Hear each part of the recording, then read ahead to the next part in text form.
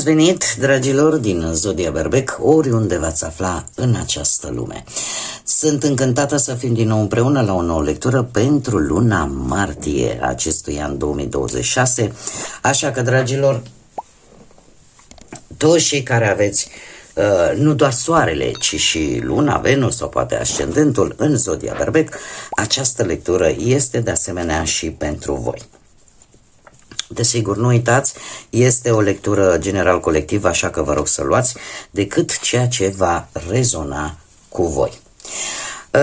Desigur, trebuie să mulțumesc din suflet tuturor celor care sunteți aici lângă mine de fiecare dată și trebuie să vă spun că apreciez și vă mulțumesc din suflet tuturor pentru fiecare comentariu, fiecare gest de apreciere și fiecare gând bun care vine de la voi. Cât despre cei care poate sunteți pentru prima oară aici pe acest canal, eu vă urez bun venit și dacă la finalul acestei lecturi simțiți că această lectură v-a adus claritate, ghidare sau poate liniște interioară, atunci vă invit cu mare drag să vă abonați și desigur să susțineți acest canal printr-un simplu like. Atât abonarea cât și like-ul sunt gratuite, fiind necesară decât dorința voastră. Revenind la lectura noastră, martie este o lună împărțită în două, ca să spun așa, cu două energii complet diferite. Aș spune că martie reprezintă o tranziție între partea, cum să spun eu, ceea ce noi simțim în profunzime și a doua parte, începând cu 20 martie, când trecem la acțiune. Începem luna martie cu o lună plină în Fecioară, pe 3 martie, care ne îndeamnă, atât la nivel global cât și la nivel personal, să ne cunoaștem mai bine, se continuă ieșirea la suprafață a tuturor informațiilor legate de adevăr, legate de descoperiri. Și eu aș spune că în această lună, pentru cine sunt interesați, e posibil la nivel global să apară tot felul de tensiuni, mai ales pe sănătatea publică, pe muncă. Prima jumătate, aș spune, din martie se simte nevoia de curățenie, dar o curățenie profundă.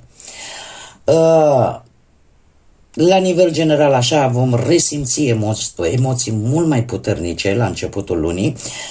Pot apărea chiar confuzii, mai ales în relații, dar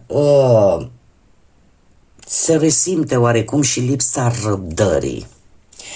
Și asta ne poate îndemna să luăm decizii bruște. Dar după 20 martie, crește dorința de a fi autonom, crește dorința de a conduce, de a lidera, de a trece la acțiune.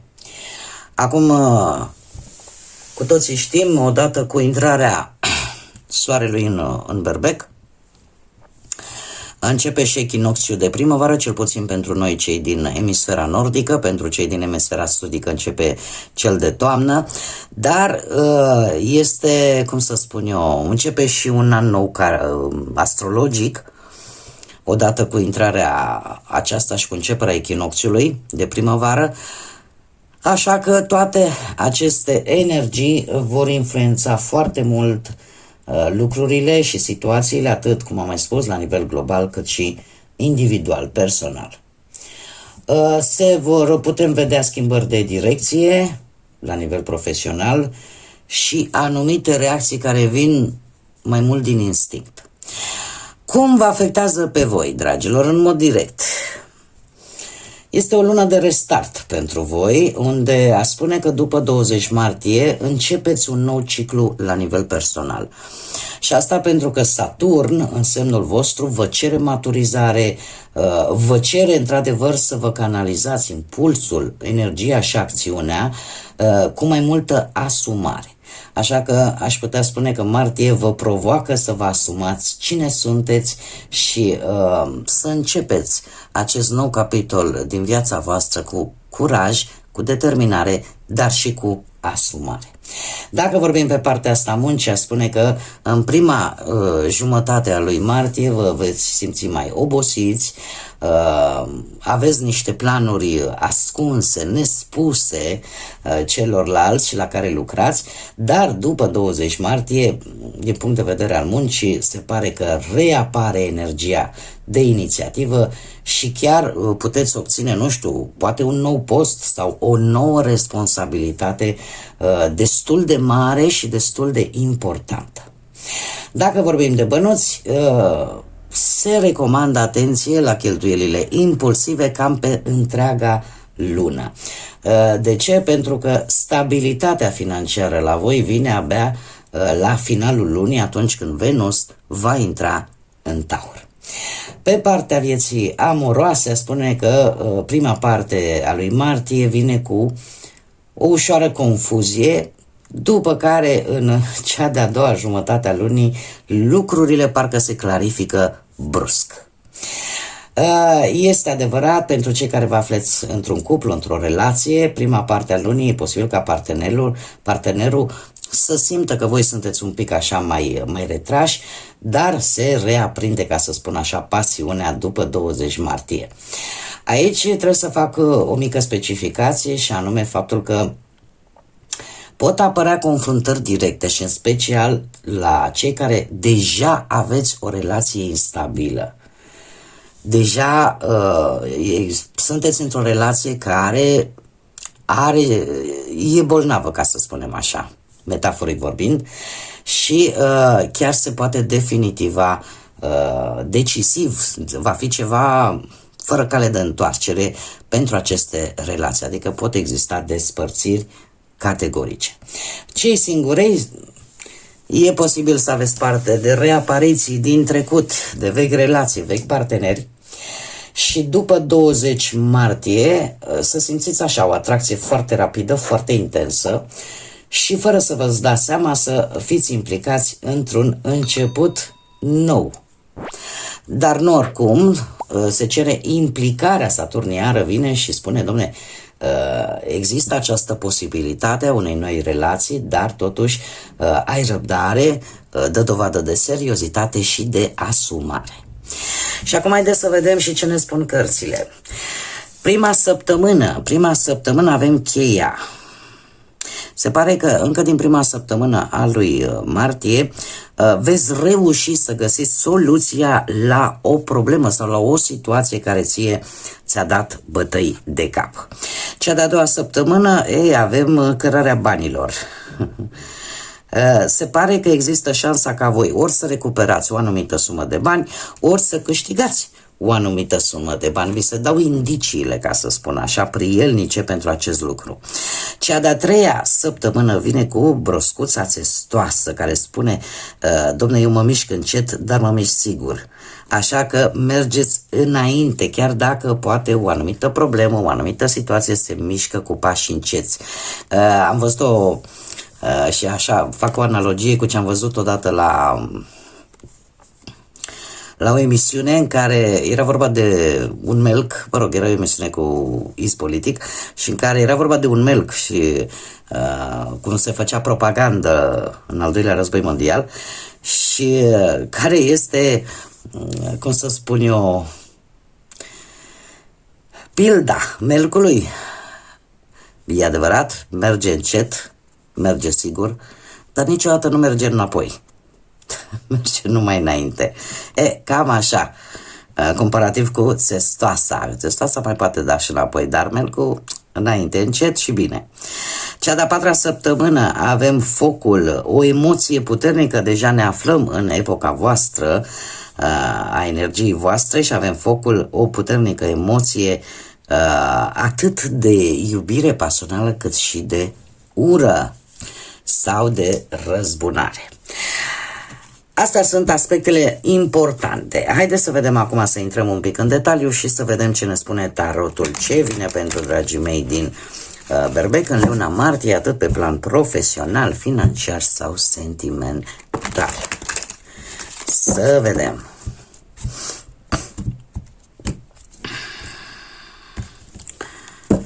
Bun.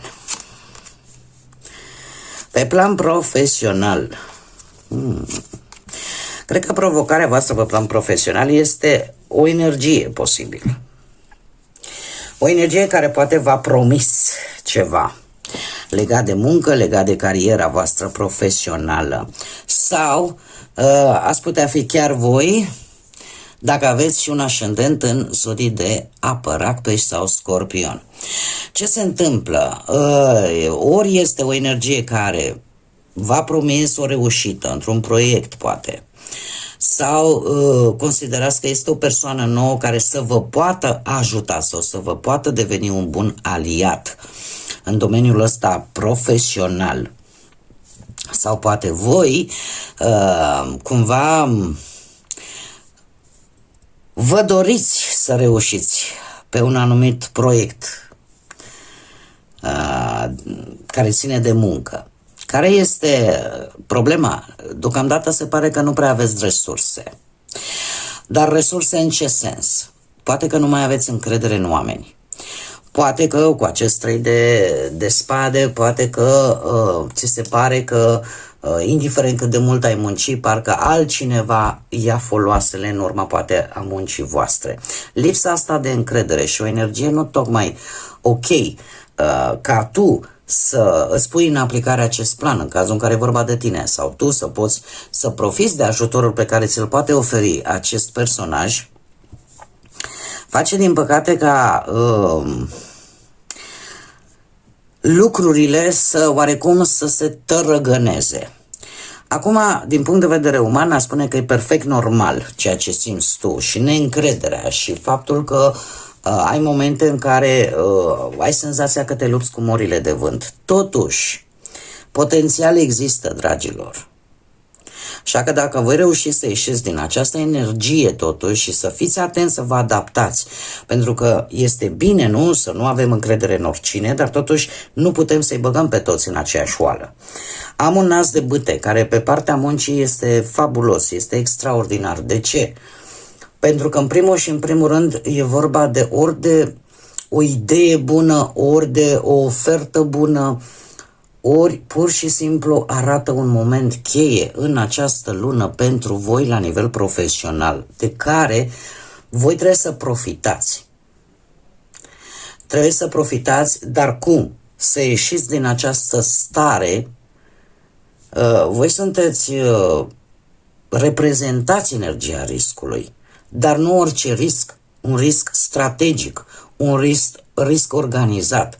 Și cu siguranță mulți dintre voi în ultima perioadă lucrurile parcă au mers de-a îndoasele. Și asta vă face să aveți această energie scăzută a unui 3 de spade. Dar asta nu înseamnă că voi nu aveți potențial, ci că el se află cumva într-o formă latentă. Dacă reușiți să ieșiți din ea, această lună pentru voi chiar poate reprezenta un moment cheie important în viața voastră profesională.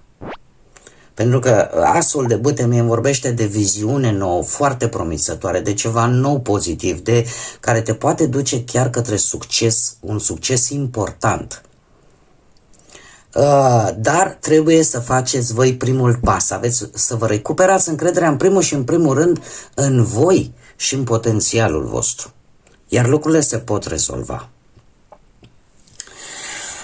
Haideți să mergem mai departe și să vedem pe partea financiară. Să știți că se resimte această energie chiar și pe partea financiară. Provocarea pe partea financiară la voi este legată de un 4 de monede. Așa cum am mai spus, dragii mei, voi aveți cu ce? Aveți cu ce, doar că trebuie să reveniți, ca să spun așa, la origini, la energia voastră, la felul vostru de a fi. Și acum dacă mă întrebați pe mine, toate aceste energii, eu fac această lectură cu, să zicem, aproape o săptămână înainte de câteva zile înainte de începutul lui martie. Și probabil energiile încă se așează, dar o să vedem pe parcursul fiecarei săptămâni, când eu fac lecturile săptămânal, cum evoluează. Dar se vede clar energia primei jumătăți din martie, în care totul merge mai mult pe analiză, totul merge mai mult pe planuri pe care nu le comentezi celorlalți, nu te simți pregătită să le scoți la iveală. Și asta se vede și pe partea bănuților. Un 4 de monede, de fapt, îmi vorbește de, cum să spun eu, de o atitudine de, nu neapărat de ușoară nepăsare sau o atitudine în care vreau să mă protejez și nu mă mai interesează nimic. Acum, acest 4 de monede îmi vorbește de dorința de stabilitate. O dorință de stabilitate pe care în ultima vreme te-a cam dat peste cap sau ai reușit foarte greu să o obții. Avem un 7 de cupe. Asta ce înseamnă? Că totuși cel puțin, așa cum bine am văzut și din punct de vedere astrologic, atenție totuși la chestiuni financiare făcute din impuls. Nu sunt recomandate până la finalul lui martie. Așa că oferte puteți primi pentru a obține această stabilitate, doar că nu tot ceea ce zboară se și mănâncă și aici voi, așa cum bine vedem, aveți energia acestei luni. Gospodăriți-vă mult mai bine, atât în ce privește căminul. Pentru că există potențial, luați din aceste oferte legate de bani, din aceste idei legate de bani, din aceste situații care au legătură cu banii, organizați-vă. Organizați-vă și împărăteasa, desigur, vine cu, cum să spun eu, poate și cu o dorință de a ajuta pe cineva la nevoie. Eu zic că veți reuși totuși să faceți alegerea potrivită pentru voi. Toate aceste lucruri sunt legate în mod special de stabilitatea voastră financiară. Stabilitatea voastră financiară. Aș putea spune că puteți să aveți această stabilitate de-a lungul întregii luni, dar doar cu, cum să spun eu, să știți să alegeți. Să știți să alegeți și să vă gospodăriți în așa fel încât să nu existe probleme majore în această lună. Aș putea chiar spune că mai aveți un hop de trecut. Da? Mult a fost, puțin a mai rămas. Încă puțină răbdare, nenea Nicu, cum spunea Caragiale.